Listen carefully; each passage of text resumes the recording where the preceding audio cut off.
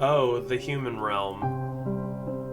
I love seeing all of them. They bought like 5 cars.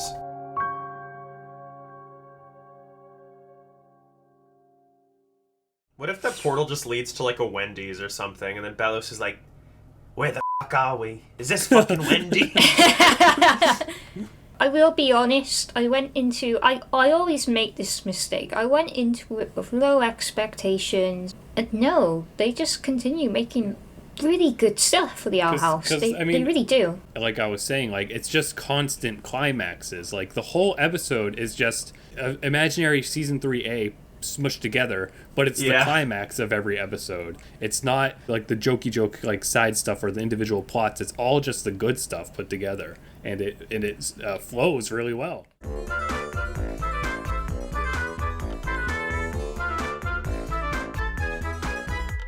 Welcome back to the Owl House podcast. Unfortunately, one of the final 3 episodes of it, I guess.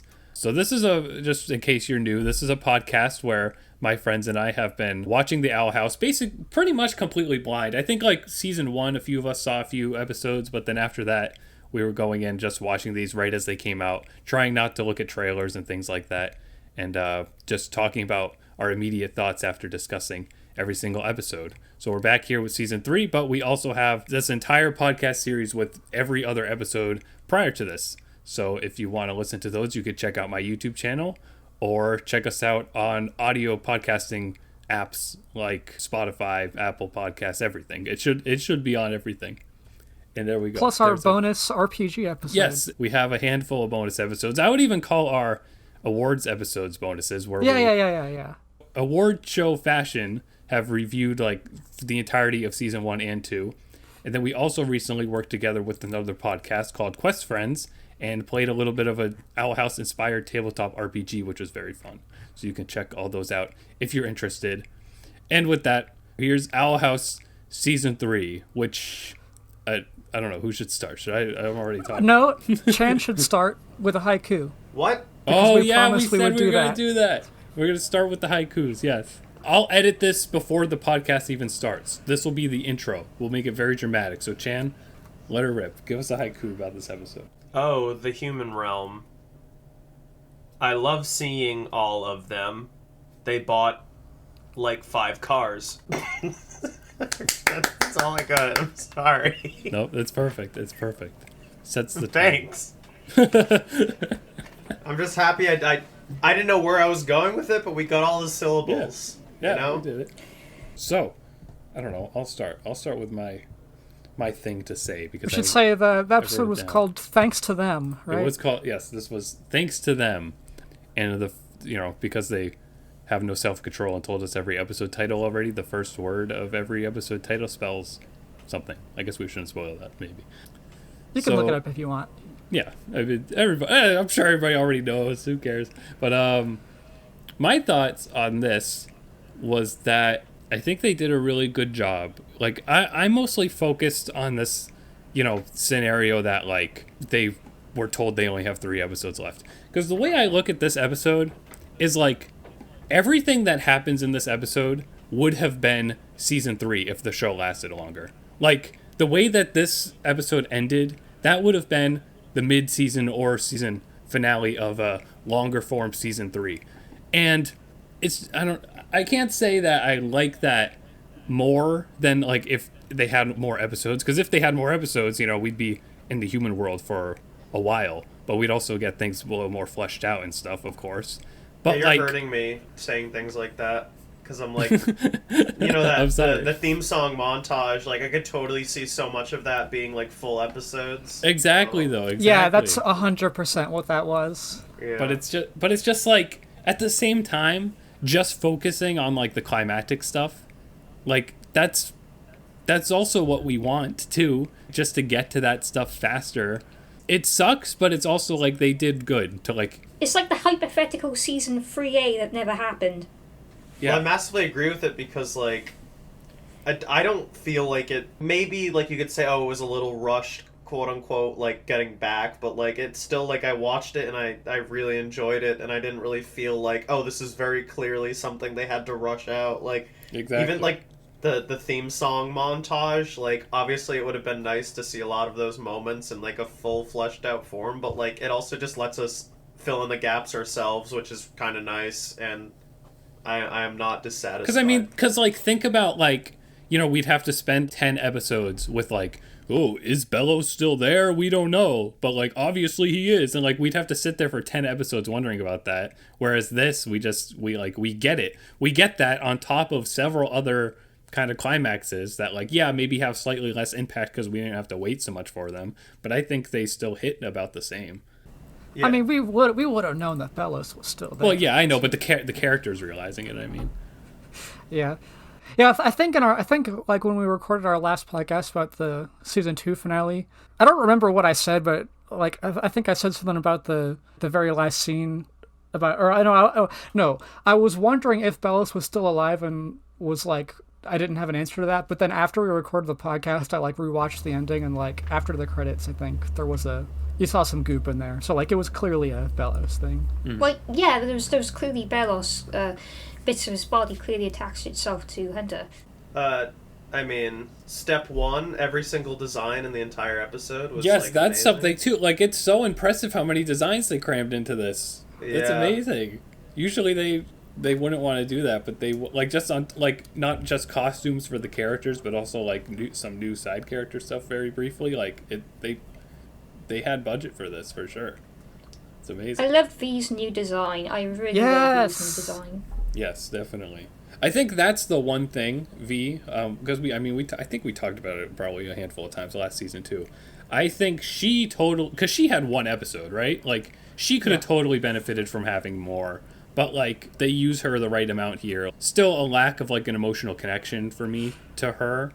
And I did find it kind of weird that they like recapped a lot of stuff, but they didn't recap anything related to her, even though we technically know like the least about her, but whatever. Yeah, that very first Yeah, scene. I did. I watched it. There's a scene where she sucks, like Bellows is. I know that. I was like, oh, she what? could do that, I guess.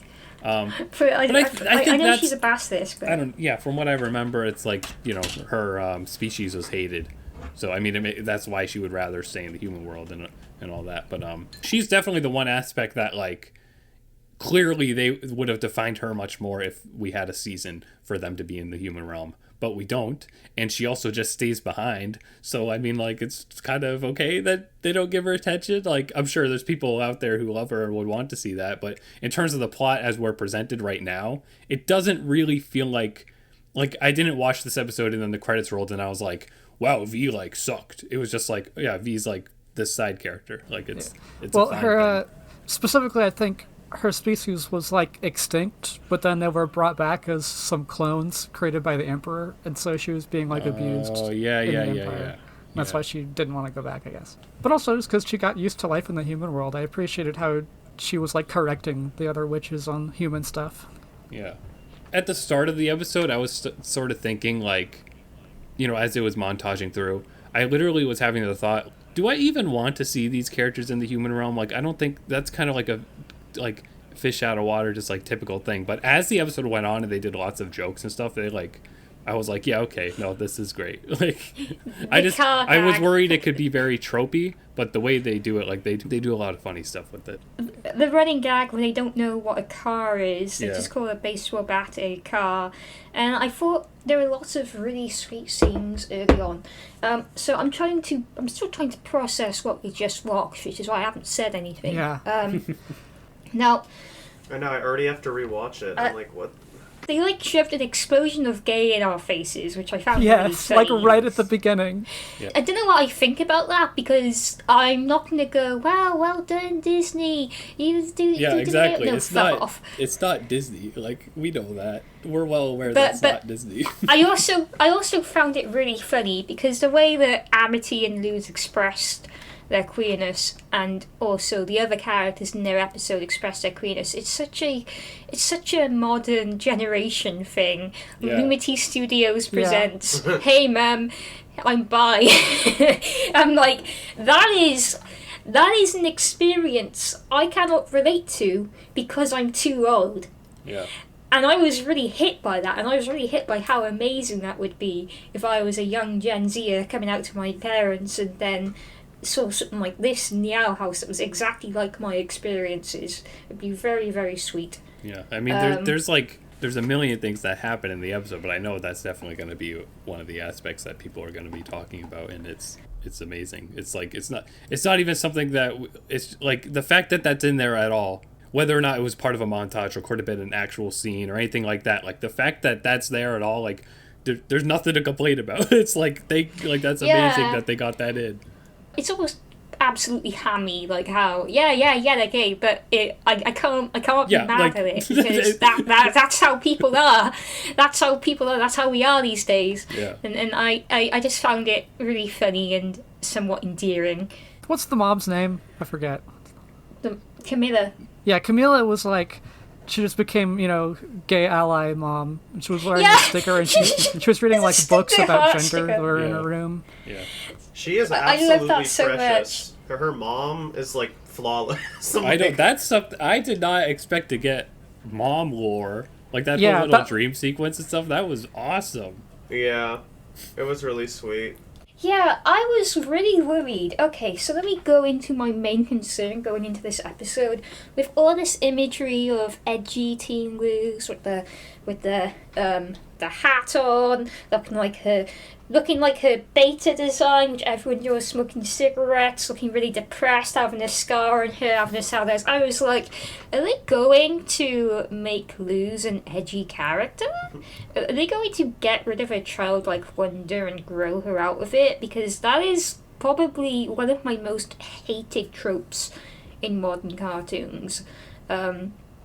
Especially because Luz started off as a quote-unquote weird kid forced to go to normal camp. So I was like, Luz is obviously neurodivergent, and I want them to cling on to that with their lives. I don't want them to make her grow out of it. So when I saw that Camilla, the reason Camilla was so hard on Luz is because she herself was neurodivergent and struggled in school. And Camilla wants Luz to be happy again, to feel like she can be herself again, and so does Amity. And the whole arc with Luz putting on the Azura Rich hat at the end, I thought it was beautiful. Oh yeah, seriously. Once again, that like Amity and Luz's relationship and her relationships with her friends, like they don't go with the like, can't believe you lied to me. I guess I can't just trust you anymore. It's just like she's like I would be so mad if they did that. I would be so mad. It's happened multiple, like the episode with the wrestling when like Luz wasn't telling the truth about her being upset, and Amity was just like, hey, it's okay, like I understand. And then it happened again. I'm like, oh thank God. I'm so sick of these weird like forced drama plots between characters. I totally expected that to be like, whenever she told them they wouldn't care. Yeah, I mean me too, but that's just because the show is good. I was annoyed that they dragged it on for so long because I knew exactly what was going to happen. And then they literally drag it on until like the last 20 seconds of the episode where Amity says, nah, it's okay. And like, that's it. And you're like, oh. Yeah, wonderful. Not the most exciting drama, but... Isn't it funny that Hunter's like, this is not going to happen anymore, and then he like throws the vial into the river, and I'm like, why didn't you smash it, dude, or something? And then like he immediately drowns. And then he drowns. He drowns the instant he runs into the water the way it's edited. Yeah, I guess if he smashed it on the ground, then like Bellows could probably just like pick it up with his hands or something. I don't know. Yeah.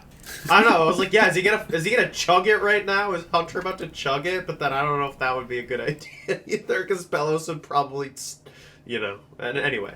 Also important stuff we were talking before when you guys weren't here. Hunter is our newest addition to the bad ending, attractive cartoon character list. Oh my God, you're right. Oh my God. Farmold Finn and Wirt, and I'm well aware of this because I've already saw somebody with it as the profile picture. You know what? The other thing I got spoiled on from this episode was Lich Hunter. Because I got spoiled on Lich Hunter in the fucking She-Ra Discord. Someone put a side-by-side comparison of him next to Chipped Catra. And I can understand why, because Lich Hunter is just Chipped Catra again. Like almost frame-by-frame comparison, to the extent that I suspect they based him off of Chipped Catra. I don't know about that. I was so angry. I was so angry. I was like, why would you post that in here? I know you've spoiler tagged it with like a really tiny spoiler tag. Why would you post that in here when the episode is an hour long, and I don't know, I was really angry. Did you say that? I got spoiled on that. I didn't say that to them because I'd probably be kicked from the 3 Discords I'm in because they're the only don't let them watch the podcast then. Yeah, I don't know, I also loved the moment with Luce and Hunter where they put the masks on. That helped to be confident, and then him just like her calling him family and him just like crying. I'm like, this is so sad. Yeah. That so much sweet stuff. I think too, my emotional ouchie was when mom invaded her privacy and watched the video logs. Oh yeah. Which, you know, that was an ouchie. That's kind of weird and blatant, like plot wise, but like I love how hard they're going on the loss of a parent thing. Like, yeah, the grief. I would not have thought them to keep going with that. Yeah, it's really nice. It makes it really real. Also, if I remember right, like the last time we saw like a photo of Luce and both her parents, but there was like light shining on it, and her dad's face was obscured, and you couldn't see it at all. But in this episode, we did see a there photo might have with been his a regular point. face. I know what you mean, Tulip. I think like there was a point after she talked about his death that we saw the picture. It was. You're right. It was definitely obscured, but I think before this episode we saw it unobscured. Yeah, I think before when it was obscured, it was like a little hint at what happened, probably, or something. Yeah, maybe. The like center of this episode being their bond and like family and stuff. Like I really felt it. I don't know. Like they only have each other in this situation, and like just watching them all just support each other and you know all their classic antics. Like I was eating it up. I was like, I don't want this to end ever. This is so fun to watch. Yeah. Just all that stuff with Luz, her dad, like the idea that her dad's the one who gave her the Azura book. Even the mom having the past where she was bullied and she was also like a weirdo Star Trek shipper. Like that's all so real. And it's it's kind of meta because like it's all obvious sort of references and stuff, but like that is going to hit really hard for kids that like are watching and were into that same sort of stuff. It also hits me in the gut watching like when all that bad stuff happened to her and she's like, he gave me this book, and then you see as like the videos progress, like her room gets more and more like filled with like all these like different media posters and all that, and she gets more excited and kind of finding a way to be happy when you should be very sad, I guess. It's like I've had that experience where like you use those things to be happy again and to be inspired, and it's, you know, that was a really human thing to show, and I liked that a lot.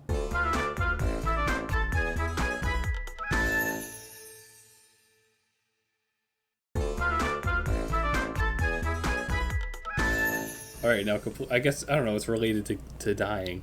The one other note I wrote down is something I wanted to bring up, is how Flapjack ends up dying, which is, you know, a great sad moment, but also it's just like developmentally, it's very curious to me how, I mean, kind of Infinity Train's my only other example, but like whenever cartoon crews want to like do a murder thing, they can only do it to an animal. I'm sorry, hold the phone a moment. Did you just call Flapjack an animal? Because we got some lore on Flapjack here. Well, from Disney's perspective, it's just an animal. Okay. Flapjack is quote-unquote an animal, but Flapjack is actually a witch. What? Not a palisman at all. I'm Is he? stupid. Can you please explain? What do you mean by that? When Belos was killing Flapjack, he said, "Goodbye, Evelyn." Oh yeah, he did say that. And Caleb said, and you see in the story that Caleb was lured by a witch into the witch's world, but you see Flapjack luring him into the witch's world. And I'm pretty sure that Flapjack's blood was different to a normal palisman as well. I don't remember what their blood looks like. See, this is why I need you around, because I forgot about the goodbye Evelyn line. Okay, well, I mean, it could even have just been Flapjack. Evelyn's Flapjack palisman. somehow led them to the door too. Like, it wouldn't have to be that Flapjack is a witch. It's just like the way the story got passed down in human society. Like, they treated that like a witch, even though it was a palisman. Yeah, but like he still says goodbye, Evelyn. Yeah. Like, why would he say goodbye, Evelyn, unless he's killing Evelyn? I mean, doesn't maybe make any that was sense. that's its real name, but they changed it at some point. I like that Evelyn in the story looked like Ida. I was like, is that Well, yeah, supposed to because be Ida. Because Ida uses the name Evelyn when she's in the human realm. So, like, what does that mean? Wait, so then they're saying that Ida was the one... No, Ida is not 500 years old. Right, no, it can't be Ida, She's only like 40 years old. But maybe did she get the name from somewhere? Maybe. It seems to be implied that she has a connection to Caleb's rich girlfriend. Yes, if the Woodabane brothers were lured away by a witch, Evelyn, then I guess Evelyn was the one who had the door back then, right? So maybe there was like a note on the door that said property of Evelyn, and so Ida said, "Oh, I'll be Evelyn then." No, what's weird is how Belos knew how to get back into the Titan world. Because you mean just how he smashed the blood on the thing? He smashed the blood onto the portal door and got in. He must have done that before. Honestly, why did that work? Like, it wasn't even necessarily the portal door, was it? It was just like an archway. I mean, I don't know. I can see the perspective of, like, it just creates a portal on any door or whatever. But I think it could have gone to the mirror world, too. It absolutely looks like it's going to the mirror world. That's why when everyone was walking into it, I was like, they think they're going to the Boiling Isles, but, like, are they? But, like... So can I talk about, like, how there was a treasure map to a vial of Titan's blood? Why? Why does that... Who made that map? And who buried that Titan's blood in a vial? It definitely could have been Ida or Evelyn. It had an owl on the top of the vial. Yeah, exactly. It had an owl on it. Like, it could have been Ida. Like, maybe she knows that you know, if the door stops working, she can use Titan blood to fix it, so she gave herself a little one thing. of the maps was in the museum. So it's not likely to be Ida. No, it wasn't like... They didn't leave a map in the museum. There was just a map of the town in the museum, and then they noticed that it looks like the same map that they found in their shack. It was an old map, too. It was like I just have to interject. I don't know if y'all felt this, but, like, when they were all going in the door, and then they were, like, one by one having their character moments when they were going in the portal, and they were like, you ready? Yeah, let's get in there. I was like, can you please... I'm getting so much anxiety right now. They're like, the door's fading out, and there was, like, 2 whole minutes of them. I was like, please get in there. Well, Luz and her mom were the last ones to go through, and I was like, okay, you know, from a story writing perspective, they're just having a moment. Of course they're going to be able to go in, but it's like, what are you waiting for? Wouldn't that have been a great twist, though, if it shut on Luz, and then we're just like, oh, okay. I would have been angry, so thank God it wasn't a thing. I would have loved that, but I don't know how they would get themselves out of it. Oh. And I think the way Belos went into it very slowly in a skeletal form was very much Adventure Time Season 4 finale. What if that portal just leads to, like, a Wendy's or something, and then Belos is like, where the fuck are we? Is this fucking Wendy's? But I liked what they did with Gus and Hunter in this episode. It's a very quick moment, so it's quick to miss. But Gus spends the entire opening of the episode seeming to be really hyped and getting along really well in the human world. And then Hunter is trying his best, but is struggling to fit in and be successful because he hasn't really got many skills. But then when Hunter says that he seems to be enjoying it in the human world, Gus says, oh, it's nice at least one of us is happy. And that implies that Gus's enthusiasm is somewhat of a facade. That he's incredibly stressed out just like everyone else is, even if it seems like he's happy. Yeah, I mean, that makes sense. You know, I'm very happy to say that I'm, like, in love with all of the characters. I'm not, like, frustrated at Willow and Gus anymore. I'm just like, I like y'all. Well done. They did it. I don't know. Yes, Willow was out for revenge. Out for revenge? We're just going to have a bit of revenge as a treat. We'll be back. Dude, there was so much in this episode. Like, so many things I need to pause on and look at. Like, there's, like, a whole wall of things, of, like, loose pictures in their house. Their scrapbook, I want to pause on everything. There's, like, the montage in the beginning. I'm like, I feel like I missed half the episode. Yeah, it's definitely one worth a rewatch at some point. It's the biggest one we've seen, after all. Yeah. I love the animation at certain points in the episode. Mm-hmm. Dude, whenever they get that shading, I'm like, it's about to go down. Exactly. I mean, it started. You could tell when it started when I know like, the fight scene had great animation, but I noticed as soon as he started like moving his face, and I was like, exactly. I was like, something's oh about to hell happen. yeah, oh hell yeah. I love how like the previous downfall of the animation style change for like has now become a moment of anticipation. Yeah, it's a feature now. It's a feature now.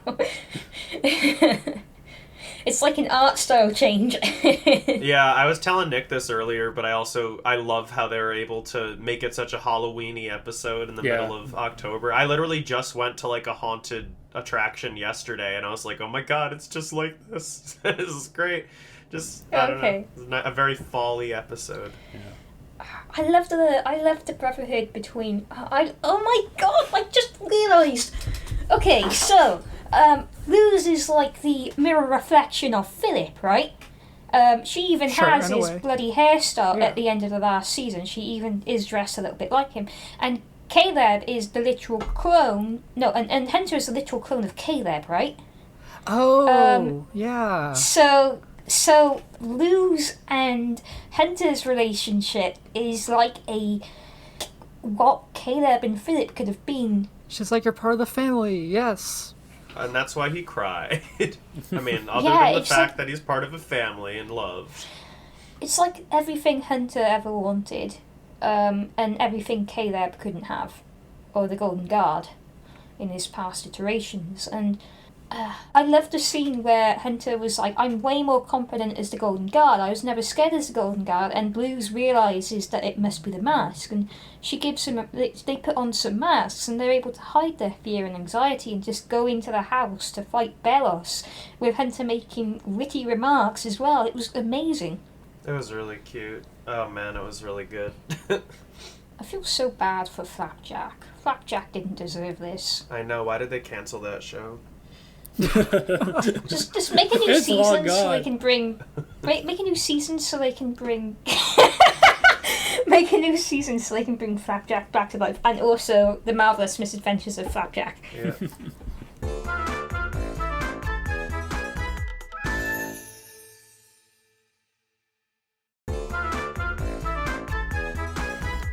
Every time there's like a pause, I'm just like trying to think of like what topic to talk about next, but it's like I have decision paralysis. It's fine. It's fine. We don't have to. I mean, the giraffe joke though. Like, I forgot about that whole thing. I thought that's why when we were watching it, and I was like, "What?" Like, I thought the joke was like they were really scared of giraffes, and then like I was like, "Ha ha, giraffes aren't scary." And then the giraffe actually ended up being terrifying, and I thought that was a really funny joke on its own. But then you guys reminded me that they were originally from the Boiling Isles. Well, they said it in the episode at that point. It's from like the first episode or something. Yeah.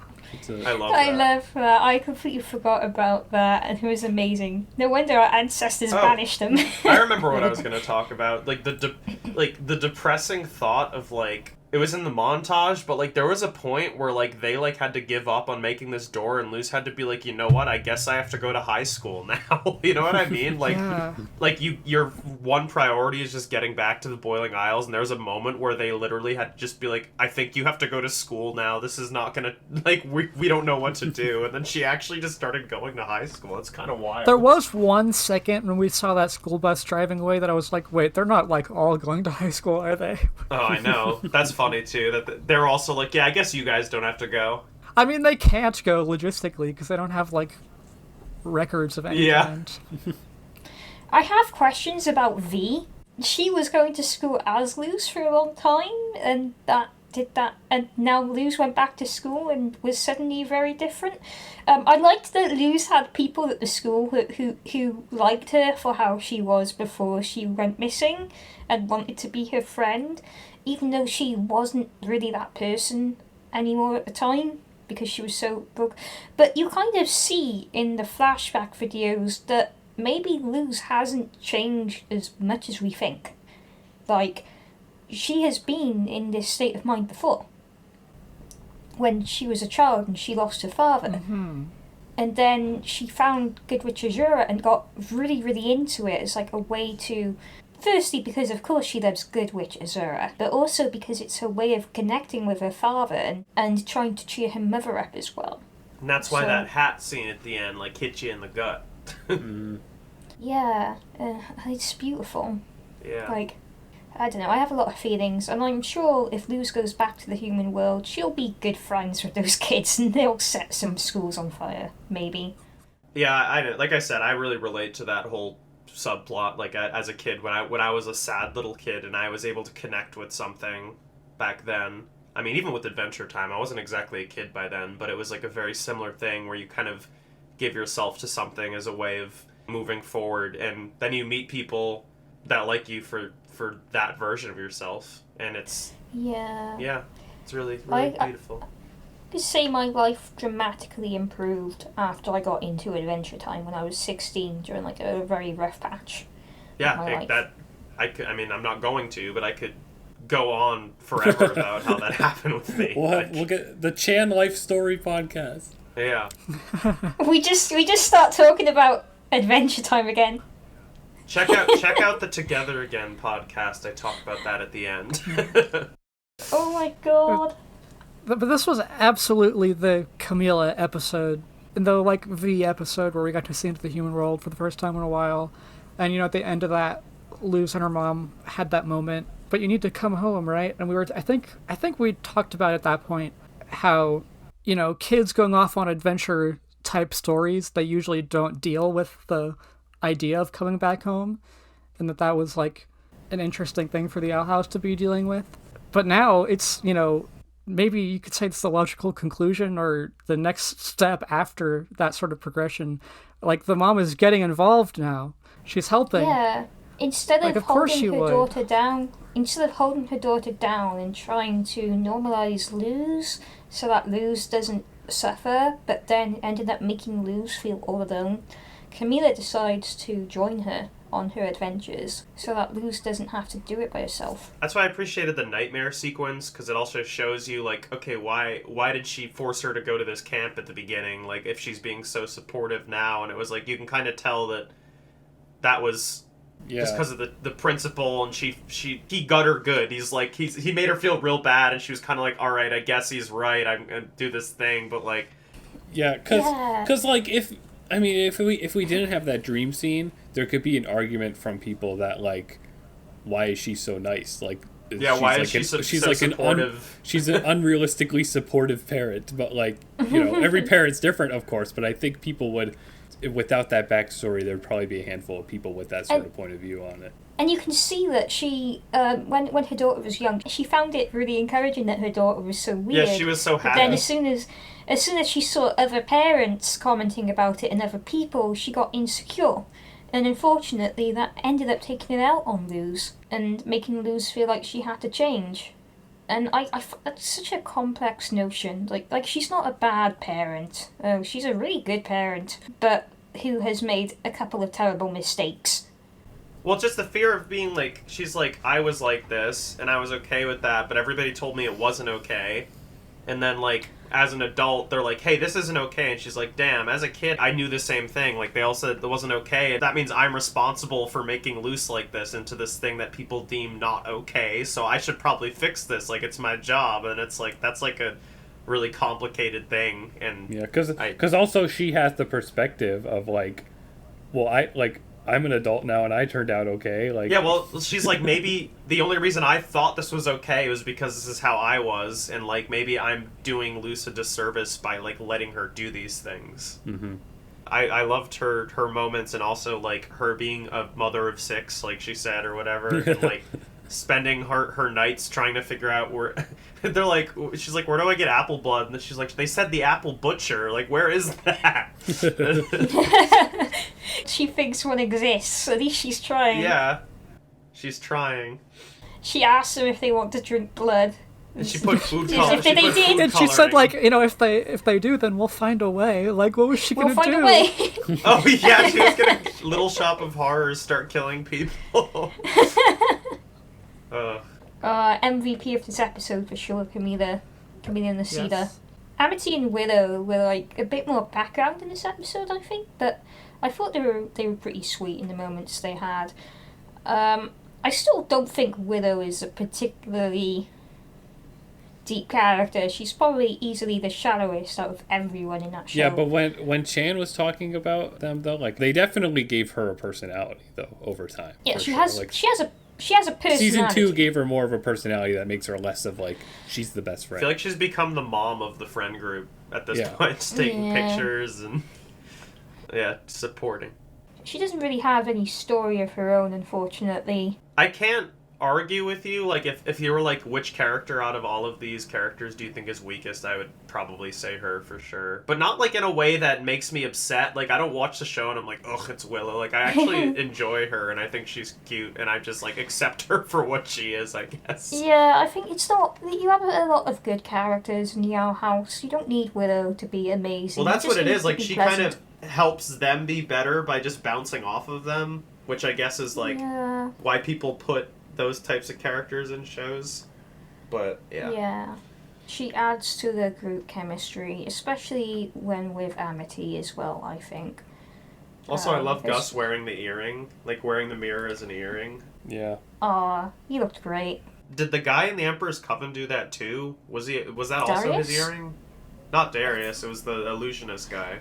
I think. I don't know about the illusionist guy because he was only in one episode. Yeah, I I can't know. remember. I'm pretty sure he wore it as an earring too. But I I'm guess I I'm could be pretty wrong. sure Rain did. Rain wore something as an earring. Not the mirror. The mirror was from the illusionist one-off character. I'm trying to think if there's any major story things. Like when they were on the. First of all, when they were on that hayride and it was just their friend group, I was like, unrealistic. I just waited like 3 hours last night in a line for that haunted thing. I would never have the luxury of just my friend group. But anyway, when they were telling the story, I was like eating it up. I loved the way it was presented, and Yeah. It's also confirms that he did not say kill them. He said Caleb in that Yeah. season 2 thing. I think we knew that. But. Yeah. I think someone from the crew came out and like confirmed it was supposed to be Caleb. Yeah, that was funny. okay. So like, if that story was true, then the Woodabane brothers were just some witch hunters who like went missing. Why is there a statue of them? Well, Yeah, what the- my thing, I don't know. Maybe it's a famous tall tale. My thing is that like, how did Luz not know that? Like, she seemed surprised to hear that last name. Like, I guess it could have slipped her mind, but like, I don't know. If it's an iconic thing from her hometown, I think she would have recognized. Yeah, I was Like, she gonna. would've That known kind of it. is like contradictory because like I was gonna say the statue's probably there because that's like their claim to fame as a town or something, and it like represents. Right? Did what they their found the town or is. something? Like, you would. Well, yeah, they didn't were mention witch that. hunters. They weren't just little boys. They were actual witch hunters.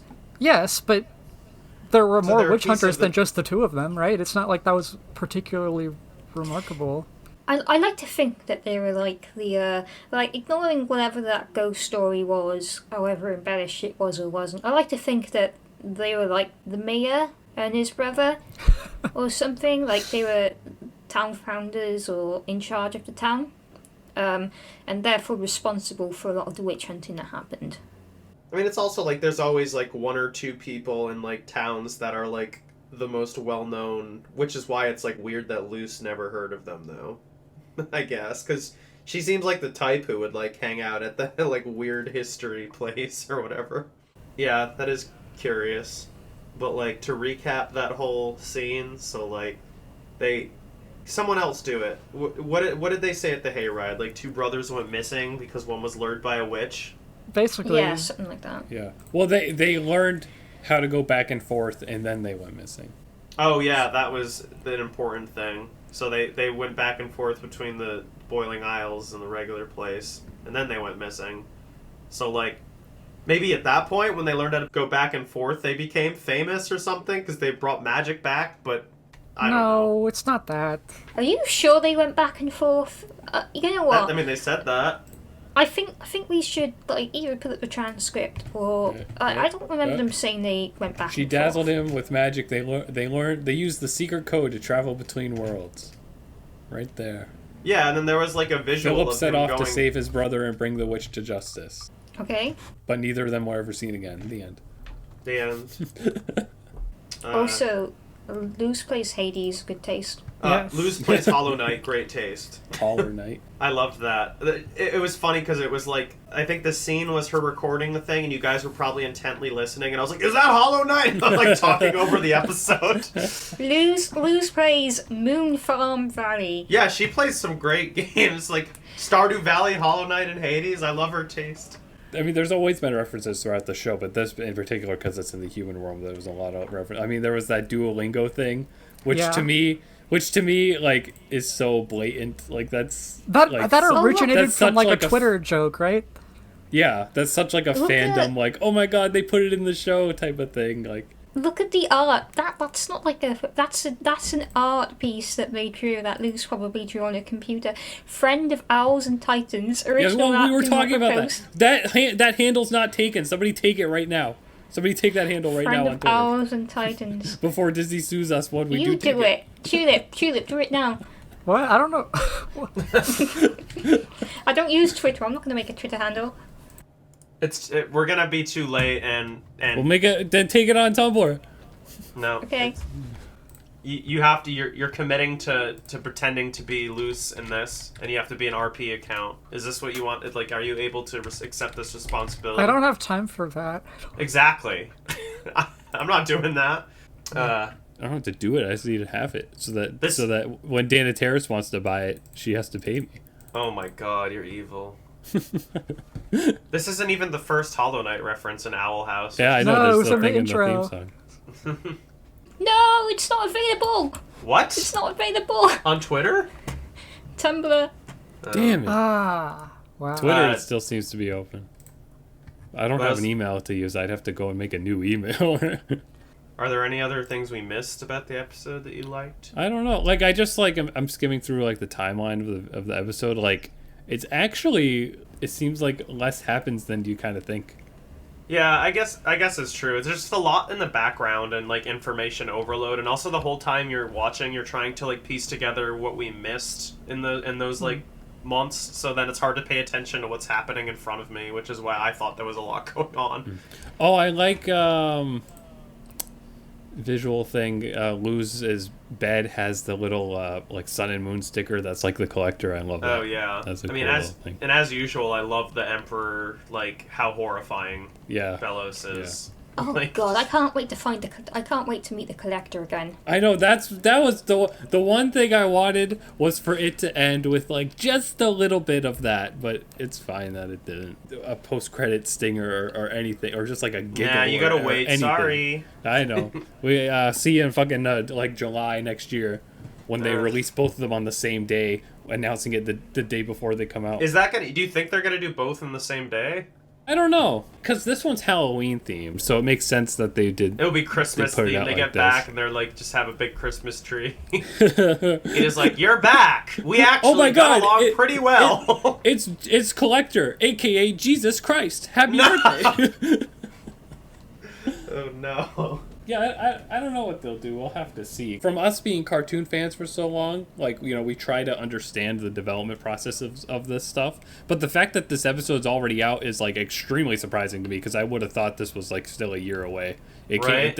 It's only been, like, 3 months since season 2 ended. Like, it's insane to me that this is out. And so many people are saying, like, oh, it's finally back. Yes, like, it really hasn't been gone. We don't know how long it's going to take for the rest. Less time than an episode of Distant Dance. Exactly. I'm really proud of them because that could have been bad. Like, just because they just can't, like, there's too much information they have to rush out and they just can't make it, like, I don't know, like, it could have easily felt really rushed, but I just enjoyed it a lot. I will be honest, I always make this mistake. I went into it with low expectations. I was like, yeah, this is probably going to be the episode where it's annoying again. And no, they just continue making really good stuff for the Owl House. They really do. On top of like the character developments that they throw in here, like at every corner, like I was saying, like it's just constant climaxes. Like the whole episode is just imaginary season 3A smushed together, but it's the climax of every episode. It's not like the jokey joke like side stuff or the individual plots. It's all just the good stuff put together, and it flows really well. Which I try not to think about that much because every time I think about how great they've gotten at writing and how much I've grown to love the characters and all that, then I start thinking about how it was canceled and I could have gotten more, and I start getting angry. So I know, There were some good jokes, though. I know, yeah. I liked when Gus was like, just lie to me. Yeah. yeah. Yeah, that's cute. And him being a human enthusiast still, with the bubble wrap and everything. Because I keep thinking about the cancel thing, because that was my only concern going, like Tipsy said, she kind of had low expectations. Like, my expectations were just sort of set on, like, okay, this will probably feel pretty rushed. But, like, it didn't. It felt just kind of like a nice little, like, Owl House movie. Owl House Halloween movie. Like, it was really well done. Like, I mean, there's a lot of cuts to black, you know, where you can tell, like, okay, that's the end of that, and we'll go to the next thing. Like, it still just works, like, totally great. Like, way better than I guess not that I would have thought, but, like, that I was worried that it could end up. But Nick, what would you rate too it? much. I was thinking about that. Oh, I don't know. It's not a 10. Oof, ow. It's weird to rate it compared to the rest of the show because it's like a longer form thing. But it's a 9. It's one of the two 9 options I have. I'll say a 9. I think I'll say 9 exact. I feel weird about rating these because we didn't rate Distant Lands. Yeah, but this is Yeah, like but our that's Owl House different. thing. We've been rating the whole show. We gotta say something. I haven't even thought about the rating. Oh no. I That's haven't okay. even You thought can go about last, and we'll talk half speed. I'm not gonna put too much thought into it. I'm gonna say, Nick, 9 sounds right to me. I'm not even gonna think even for a second about why I think that. But yeah, I'm also gonna say 9. It was a good episode.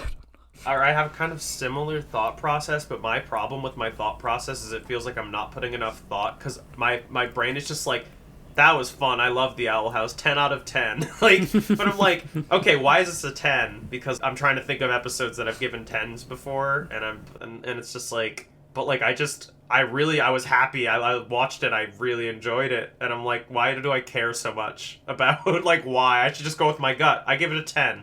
Take that, haters. Nice. Boom. That's a good score. I give it a 9.5. I thought about that. I could have cried watching it. I didn't cry watching it, but I could have cried watching it. I almost So, did. I don't want 2 9.5. points in there. They continue to impress me to no end about, like, how human the characters are, the things they talk about, the things they get in, and, like, Yeah. oh my god. If I wasn't watching with people, I probably maybe would have got a little tear out during that little vlog bit.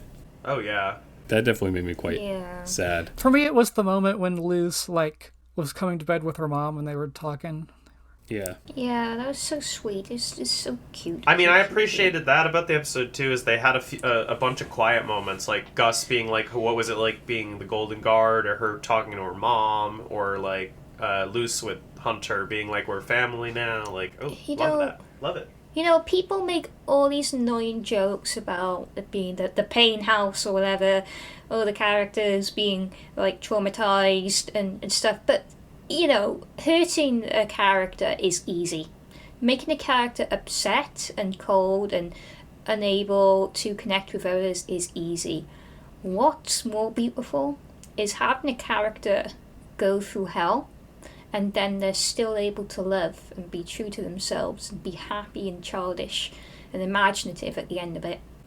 Yeah. And that's the direction the Owl House went. Yeah. That reminds me of what I was saying when we watched Together Again thing, like how some people were thinking Finn, after losing someone important to him, that Finn would have became like depressed and edgy and stuff, but it's like yeah, that's what is portrayed in stories very often, and that's what people want to see because like it's kind of quick and easy to understand.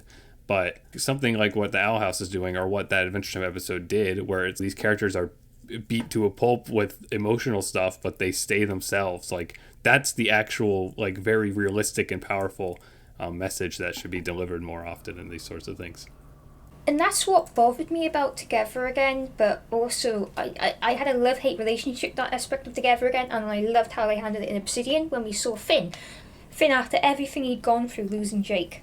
And he was just still happy. He was just still himself and grown up, maybe a bit more rugged, a bit less shouty and hitty, but he still loved life and he still loved being an idiot. And, you know, well, yeah, I don't want to talk about Steven Universe because But I don't like that people got the impression from Steven Universe that Steven is just super depresso forever and needs to escape from his life. I really hated how they did that in Future, because I think they did such a good job with the other characters in Future, with Pearl being able to move on and be happy with her life. And, you know, I wish more shows paid respect to that.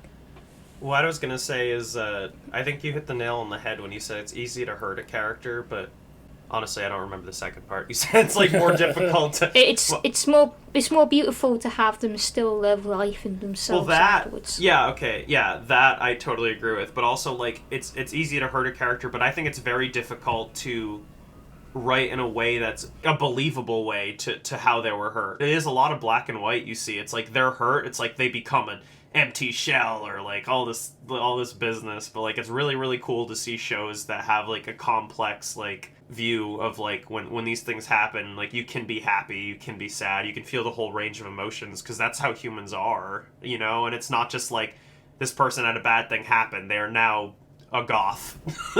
In season 3 they were all black and they're a goth now. It's just like it's cool to see this like complex representation of human emotions.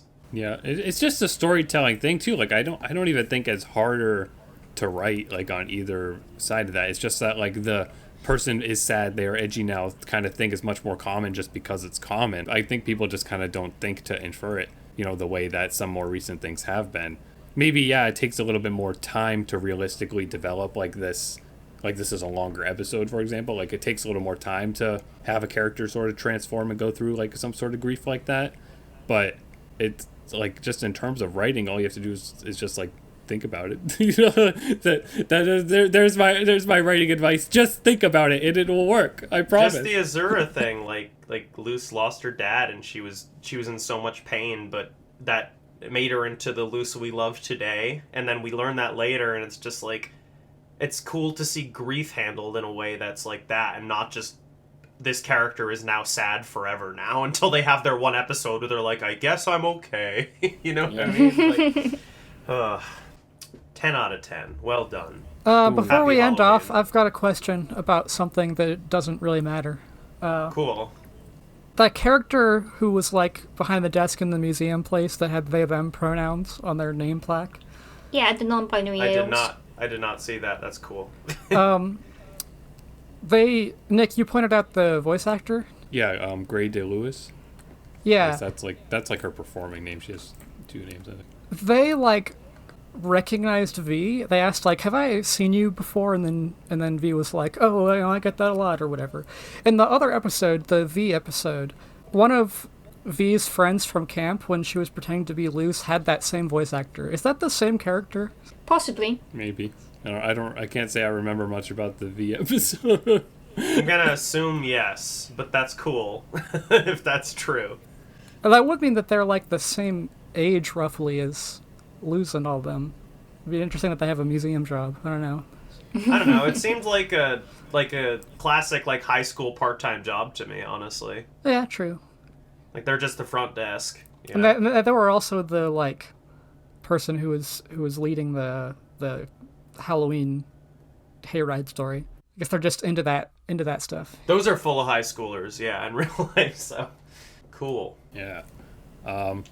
Okay, my final thing to say is Hunter is very cool, and I really like him, and they keep surprising me with what they do with him. Also, the other thing, I'm only giving this episode a 9 because I hope and assume and anticipate that once we get back into Boiling Isles and we see the Collector doing his thing, that's where like my 10s are going to come from. I'm not a coward. I'll give every episode a 10. You could do that too. You could do that too. I just want to have a comparable basis. Yeah, I changed my mind. I'm giving it a 10. I have no reason not to. Hell yeah. You're not a coward. Literally, my only reason is that like I feel like the other ones are going to be stronger, and I don't really think it makes sense for me to have them rated all the same. At the beginning of this like podcast, I decided I wasn't going to do that. I try to just give the episodes a score on their own. Because if I'm like, oh, if I give this school one a 10, then that means none of the episodes in the future can be better. It's like, It's okay. But you're free. I can't believe every 10 I give is like the same as the library episode in season 1. Yeah, exactly. I gave that one a 10, so obviously all the other episodes are only as good as that one. Yeah. Yeah, and I'm this gonna- episode wasn't better than that one, so ha! I'm gonna go eat Longhorn Beautiful. Steakhouse. Let's Who go. happens to sponsor this one podcast? No, I'm just kidding. Yes. So sorry. Thank Actually, if you. you want to, Longhorn Steakhouse, if you're listening. Yeah. No, when you go Yeah. there, just show them the podcast. Talk to the manager. Yeah, I'm sure they'll be thrilled to hear This about one that. specific Longhorn Steakhouse will sponsor us. Yep. Oh, yeah. That would be nice. If I wasn't British.